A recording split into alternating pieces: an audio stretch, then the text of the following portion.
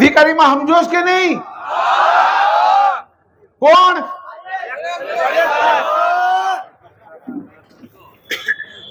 આણે ગઈકાલે બધામાં મોકલ્યું ગાડીઓ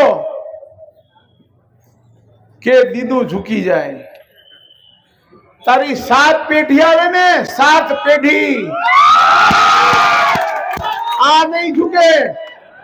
હું મારું જીવન ન્યોછાવર કરતો જ્યાં સુધી તને ભ્રષ્ટાચારી સાબિત ન કરી દઉં ત્યાં સુધી મારા જીવનના અંતિમ સમય સુધી તારી સામે હું લડાઈમાં રહેવા. મને ખબર છે કે તું 2, 4, 5 મહિનામાં 6 મહિનામાં રિટાયર થઈ જા, એ પછી પણ મારી લડાઈ હું તારી સાથે છોડીશ નહીં.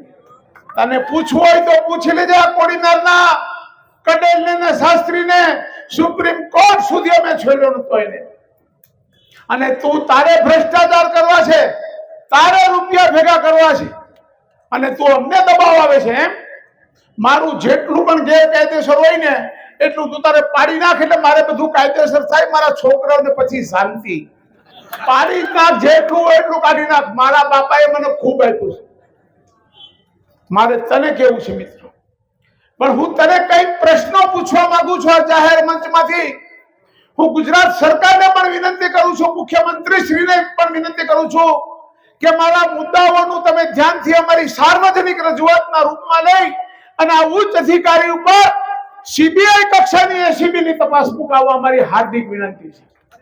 અમારા મુદ્દાઓ ખોટા હોય તો એમને જે પણ કાયદેથી થતું હોય ભલે મારી પર કરે, પણ અમારા મુદ્દાઓની તપાસ ગુજરાત સરકાર કરાવે એવી વિનંતી છે.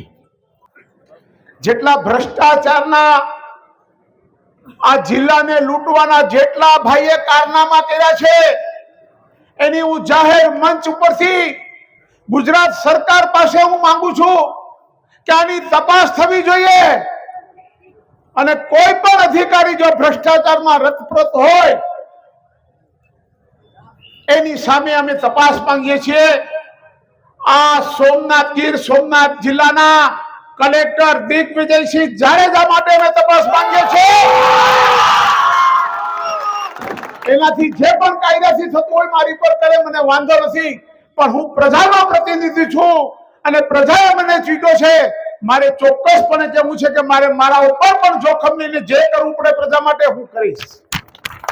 કેમ કે મારી લડાઈ કોઈ સામાન્ય માણસ સાથે નથી. 5000 વર્ષ પહેલા આવ્યો તો મોહમ્મદ ગઝની, વિદેશથી આવ્યો તો સોમનાથને લૂંટવા માટે. અને આજે આ આપણો આધુનિક લાયસન્સદાર લૂંટેરો હમણાં આવ્યો છે આપણા સોમનાથ જિલ્લાને લૂંટવા માટે. એ લૂંટતા હું રોકવા માટેનું મારું સર્વસ્વ અર્પણ કરવું પડે તો હું કરી દેવાનું છું. આપ બધાને યોગ્ય લાગે તો મારા ભ્રષ્ટાચાર મુક્તિ આંદોલનમાં આપ બધા પણ જોડાજો. આવનારા દિવસોમાં હું સોમનાથ જિલ્લાને ભ્રષ્ટાચારમાંથી મુક્ત કરવા માટેનું એક આંદોલન ચલાવવાનો છું. અને અત્યારે તો માત્ર ને માત્ર આ જિલ્લા કલેક્ટર ઉપર જ મારું કામ કેન્દ્રિત છે.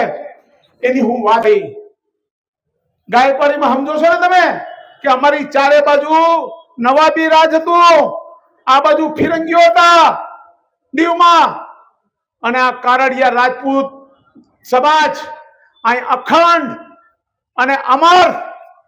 અમે ગાયકવાડ સરકાર સાથે રહીને અમારું અસ્તિત્વ ટકાવી રહ્યા છીએ. અમે લોકો આજે બી કહીએ છીએ કે તમારા જેવા અધિકારીઓ તો આવે ને જાય, અને તમારા જેવા ખાતર જો અગર ખપી પણ જવું પડે મારી પ્રજા માટે તો ખપીને પણ હું એને છોડીશ નહીં. હું એટલા માટે કહું છું કે આ ભ્રષ્ટાચારી આત્માના શરીરમાંથી જો આત્મા ન ભ્રષ્ટાચારનો આત્મા છોડાવું તો મારું નામ દીનું નથી. હું આપ બધાને કહું છું કે મારા ભ્રષ્ટાચાર નાબૂદી અભિયાનમાં આપ બધા જોડાઓ અને આવા ભ્રષ્ટ અધિકારીને આપણા જિલ્લામાંથી એને બરાબરની પૂરી તપાસ કરીને એને યોગ્ય સજા મળે ત્યાં સુધીની લડાઈમાં આપ બધા મારી સાથે રહો. ફરી વખત સમગ્ર શહેરનો તમામ પ્રજાજનોનો, તમામ સરકારી કર્મચારીઓમાં એ ઉચ્ચ અધિકારી કલેક્ટર સિવાય બધાનો ખૂબ ખૂબ આભાર.